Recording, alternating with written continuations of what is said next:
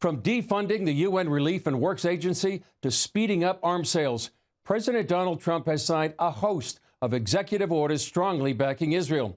The president's foreign policy picks are also voicing their support for Israel's right to defend itself. Trump's executive orders affecting Israel include revoking sanctions imposed by the Biden administration on a number of Israeli citizens in Judea and Samaria, restoring sanctions on the International Criminal Court, defunding UNRWA, authorizing deportation of visa holders involved in pro-Hamas protests, and lifting restrictions on arms sales to Israel, including the supply of 2,000-pound bombs. In his first hours in office, Trump questioned whether the days-old ceasefire between Hamas and Israel will last. Oh, he has very good reason to be skeptical. This ceasefire hostage deal is almost certain to, at some point, collapse. Jonathan Tobin of JNS.org told CBN's Gary Lane that while Trump's picks for his foreign policy team are pro-Israel, the deal undermines Israel's goal of defeating Hamas. But Donald Trump, on the one hand, his administration, says they're against Hamas. They want to help Israel get rid of Hamas. But it is contradictory because this deal more or less guarantees that Hamas will take back control of most of Gaza because Israel is being forced to withdraw. It's as simple as that. The Senate has already confirmed Marco Rubio as Secretary of State, who said Hamas can't remain in power in Gaza. In the context of On Tuesday, Elise Stefanik, Trump's pick for ambassador to the UN, testified at her confirmation hearing.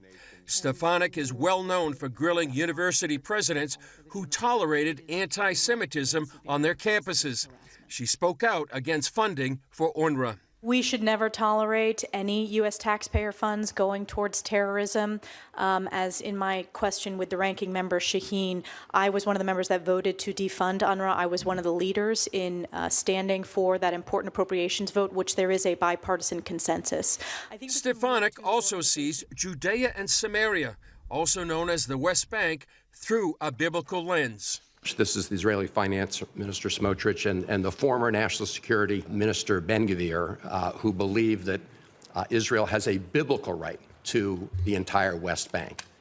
And in that conversation, you told me that, yes, you shared that view. Is that your view today? Yes. With a ceasefire underway in Gaza, IDF Chief of Staff Halevi announced his resignation, citing his responsibility for the military's failure on October 7th.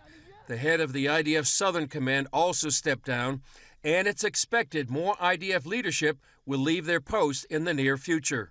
Meanwhile, violence continues against Israeli citizens. Tuesday in Tel Aviv, a U.S. green card holder in the country for just 3 days stabbed 4 Israelis. Many Israelis are concerned the hundreds of Palestinian prisoners to be released in the hostage deal will lead to a dramatic increase in terror attacks.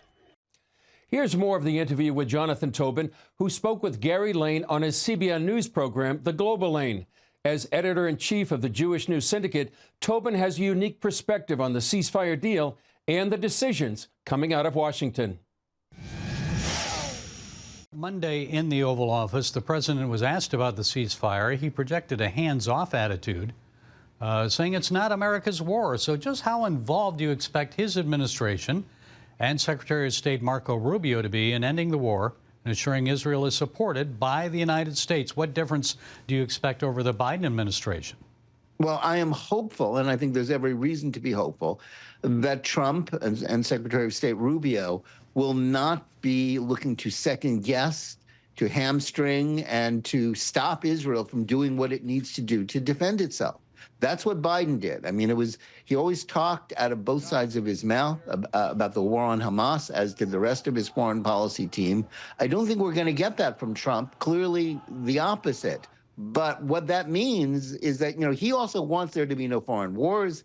He wants this war to end.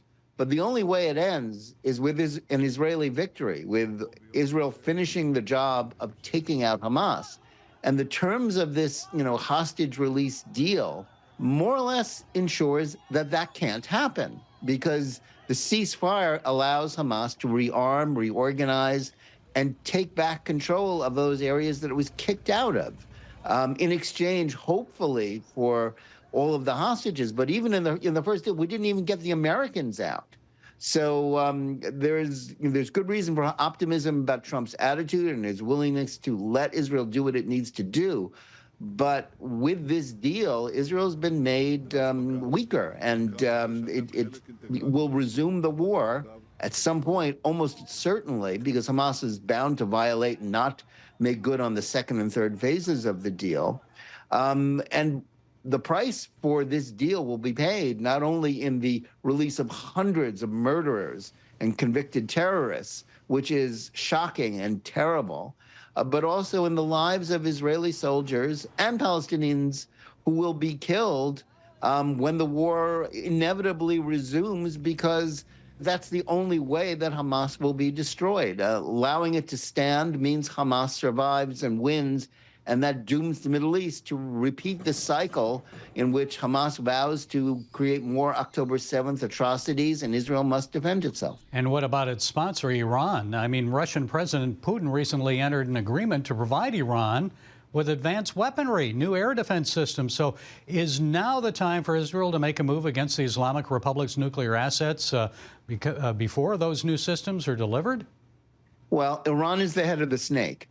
Iran, which was strengthened by Joe Biden's appeasement and his sending of money and relaxation of sanctions, they created this seven-front war on Israel that began on October 7th, 2023. Israel needs to address that. The United States needs to address that. And again, will be a test for President Trump and his foreign policy team. They don't want to get into a war with Iran. Americans rightly don't want more foreign misadventures. But Israel may have to do something about that. And the hope is, and I think it's a reasonable hope, is that the United States will support Israel in that, give it the green light, back it up, give it the weapons it needs if it doesn't have them now. Let's hope that's the way we're heading, and not towards an effort to sort of allow this ceasefire to stand, forever, so as to enable Hamas to continue to survive and win. And that's a win for Iran. That shouldn't happen. Okay, we'll see what happens with the new administration. Jonathan Tobin, JNS Editor-in-Chief. Thank you, Jonathan, for sharing your insights. We appreciate you. Thank you.